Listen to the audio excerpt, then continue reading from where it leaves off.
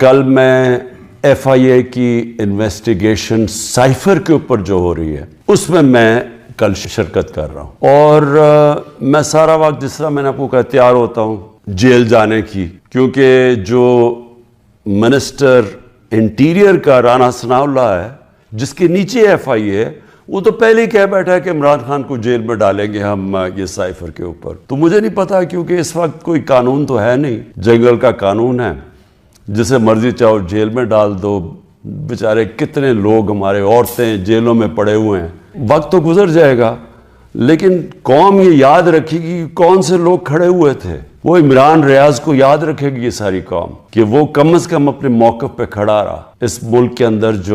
جو صحافی ہوتے ہیں، جو ایک جہاد کرتے ہیں حق اور سچ کے لیے، جس طرح ارشد شریف تھے، قوم ان کو ہمیشہ یاد رکھے گی۔ ارشد شریف شہید کو، وہ جو 4 جرنلسٹ ملک سے باہر چلے گئے لیکن انہوں نے کمپرومائز نہیں کیا، انہوں نے کسی پریشر میں آ کے رائے حق سے نہیں اترے۔ وہ جن کو یہاں مارے پڑوائی گئی، ذلیل کیا گیا، اور وہ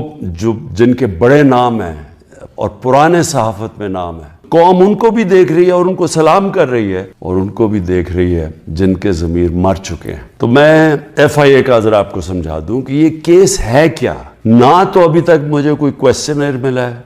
کہ یہ میرے سے کیا پوچھنا چاہتے ہیں، تو میری کوئی تیاری نہیں ہے۔ لکھا یہ ہوا کہ جی اپنے ساتھ ڈاکیومنٹس لے کے آئیں۔ مجھے یہی نہیں پتا کہ آپ نے پوچھنا کیا، تو ڈاکیومنٹس میں کیا لے کے آؤں، اور پھر سے میں یہ کہہ دوں کہ آپ کے انٹیریئر منسٹر تو فیصلہ کر بیٹھا ہے، وہ تو جج جوری ایکسیکیوشن ہے کہ جیل میں ڈال لیں اس کو۔ وہ جو سائفر ہوتا ہے، یہ بڑا ضروری ہے آپ نے سمجھنا،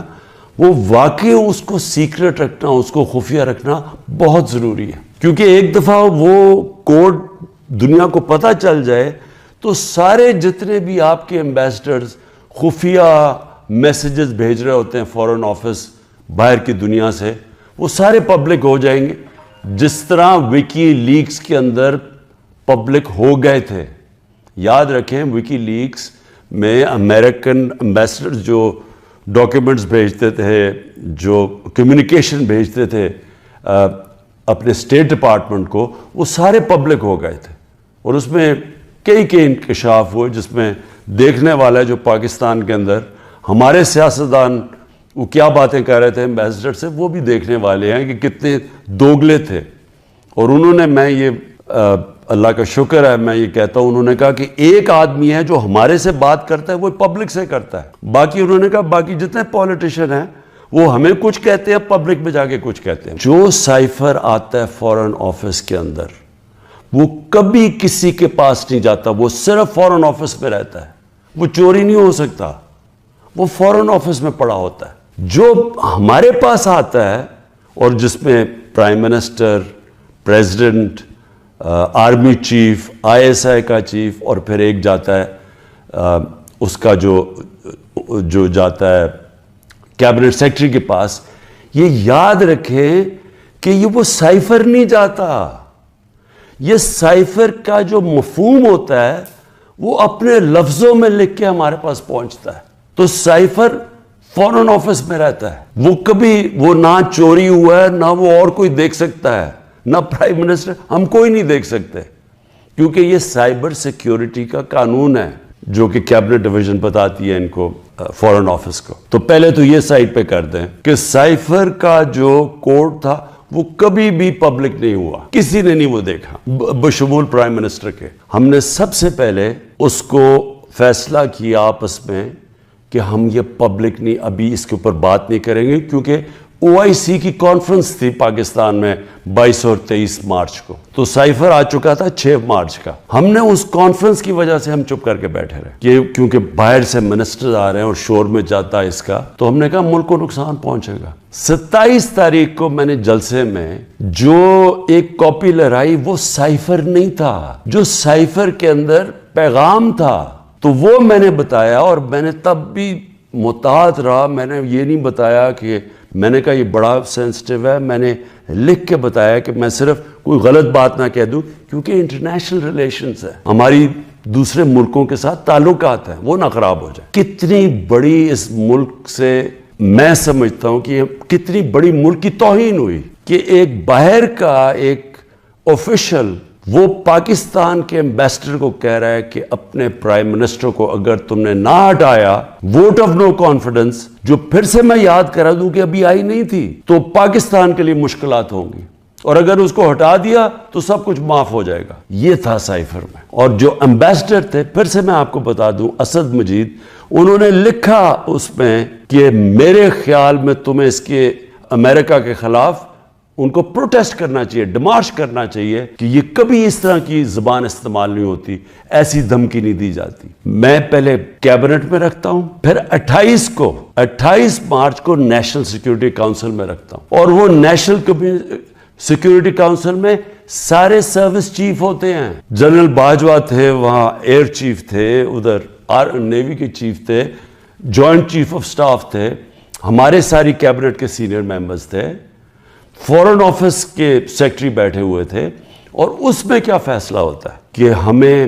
جس طرح ایمبیسڈر اسد مجید نے ریکمینڈ کیا، ہمیں ڈیمارش کرنا چاہیے، ہمیں امریکہ کو پروٹیسٹ کرنا چاہیے کہ یہ آپ نے ہمارے اندرونی معاملات میں مداخلت کی۔ تو جب وہ اس میں آ گیا نیشنل سیکیورٹی کاؤنسل میں اور ڈیمارش کر دی، تو جو اس کی جو سائفر کے اندر چیزیں لکھی ہوئی تو وہ تو پبلک ہو گئی، کیونکہ جب آپ نے پبلک ایک سٹیٹمنٹ دے دی کہ کہہ دیا کہ ہم نے اس کی کیا، تو وہ تو سیکرٹ تو نہ رہا وہ، کیونکہ ڈیمارش نے اپنے کس پہ، تو یہ چیزیں سامنے آ گئی نیشنل سیکیورٹی کاؤنسل میں، اور کیبنٹ میں بھی ڈسکس ہو گئی۔ اس کے بعد پارلیمنٹ کے اندر ہم نے ان کیمرہ سارے اپوزیشن لیڈرز کو بلایا کہ آپ کو پتہ ہونا چاہیے کہ کس طرح کی پاکستان میں توہین ہوئی۔ سارے اپوزیشن لیڈرز نے منع کر دیا جانے کا، کیونکہ یہ سارے حصہ تھے اس سازش کے۔ پارلیمنٹ سے جو اسپیکر ہوتے ہیں وہ چیف جسٹس آف پاکستان کو بھیجتے ہیں، اور میں بھی انہیں کہتا ہوں کہ اس کے اوپر انکوائری کریں کہ یہ جو مداخلت ہوئی ہے اس کے اندر پتہ تو چلے کہ یہ ہوا کیا، کتنی بڑی سازش ہوئی ہے کہ سٹی گورنمنٹ کے اوپر، الیکٹڈ پرائم منسٹر کے اوپر دھمکی ملتی ہے، اور پھر اس کے گورنمنٹ گرانے کی پوری تیاریاں شروع ہو جاتی ہیں، لوگ بھاگنا شروع ہو جاتے ہیں، ایلائز چلے جاتے ہیں۔ اور یہ پیغام کس کو تھا؟ مجھے تو پتہ تھا پیغام کس کو ہے، جنرل باجوہ کے لیے پیغام دیا گیا تھا، کیونکہ اسی کے پاس پاور تھی نا گورنمنٹ گرانے کی، باقی تو کوئی پرائم منسٹر کو نہیں ہٹا سکتا تھا۔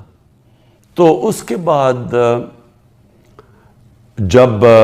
یہ، اور پھر کیبنٹ کے اندر ہم نے اس کو ڈی کلاسیفائی بھی کر دیا، تو مجھے ابھی تک یہ نہیں سمجھ آ رہی کہ ایف آئی اے چاہتی کیا ہے، کہ جب سائفر تو سیف، جس طرح ثناء اللہ نے کہا وہ فورن آفس میں پڑا ہے، وہ تو اس کے اوپر تو اس کے تو کسی کو پتہ ہی نہیں ہے جو سائفر کی کوڈ ہے۔ ہمارے پاس جو جس کو پیرافریز کہتے ہیں انگریزی میں لفظ، ہمارے پاس جو آتا ہے وہ تو اس کا مفہوم آیا تھا، اور وہ جا کے نیشنل سیکیورٹی کاؤنسل اور کیبنٹ میں جب رکھا اور بعد میں ڈی کلاسیفائی بھی کر دیا، تو وہ تو پھر ایک سیکرٹ ڈاکیومنٹ نہیں رہا۔ جب رجیم چینج ساؤتھ امریکہ میں بھی ہوتا ہے تو اس طرح تو پھر بھی نہیں ہوتا کہ پہلے وہ کوئی ایمبیسڈر سے دھمکی دی جائے۔ 180 کیسز ہیں، اور ایک اور اب وارنٹ بھی نکلا ہی ہے، الیکشن کمیشن کی توہین ہو گئی۔ یہ دنیا میں آپ نے نہیں کبھی سنا، عدالتوں کی تو توہین ہوتی ہے، الیکشن کمیشن کی توہین ہونے وارنٹ نکلائیں۔ پوری کوشش ہے کسی نہ کسی طرح اس کو جیل میں ڈال دیں۔ میں کھڑا ہوں، جیل کے لیے بھی تیار ہوں، لیکن قوم کو میں یہ بتا دوں کہ میں انشاءاللہ ہر کیس کا ثابت کروں گا اسی ملک میں بیٹھ کے کہ ہر کیس انہوں نے جعلی بنایا ہے، بوگس بنایا ہے، اور ہر کیس جب عدالت میں جائے گا، جب سنا جائے گا، کوئی جج بھی سزا نہیں دے سکتا پورا کیس سن کے، کیونکہ یہ سارے جعلی کیسز ہیں۔ اور اس کا مقصد اس ملک میں انصاف نہیں لانا، اس ملک میں انصاف کی قبر کھودنی ہے، تاکہ کسی طرح جنگل کا قانون جو طاقتور ہے وہ کسی طرح اس ملک کی جمہوریت بھی ختم کر دے، وہ طاقتور اس ملک کی عوام کی آواز ختم کر دے، وہ اس ملک کی سب سے بڑی پارٹی کو کسی طرح ختم کر دے، اور کسی نہ کسی طرح یہ چوروں کا ٹولہ جو 30 سال سے ملک کو لوٹ رہا ہے، کسی نہ کسی طرح اس کو پھر اوپر بٹھا دے۔